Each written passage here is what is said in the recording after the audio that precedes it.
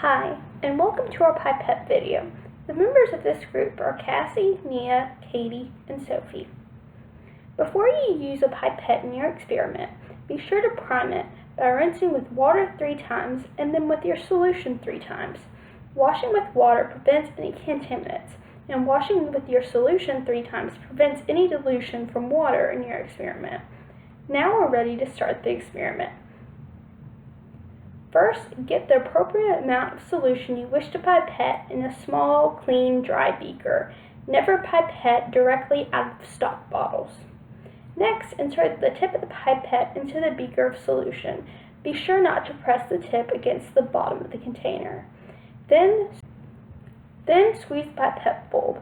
Press it firmly over the top of the pipette, then release the pressure on the bulb and allow the solution to flow into the pipette until it is at the desired volume. Then, quickly remove the bulb and place your index finger firmly over the top of the pipette. In order to find the initial volume, hold the pipette at eye level and measure from the bottom of the meniscus. Here's an example of a meniscus from our experiment. So we mentioned that you should read the volume from the meniscus. So what exactly is a meniscus? A meniscus is a curved surface of a liquid while in a tube, such as a graduated cylinder or a pipette. A meniscus occurs due to the water molecules' adhesive forces, which allow the water molecules to cling to the glass and move up it. However, the extent of their movement is limited by gravity. You should always measure from the bottom of your meniscus. Be sure to record your initial volume in a data table. Now that you've measured your initial volume, it's time to transfer some of your liquid.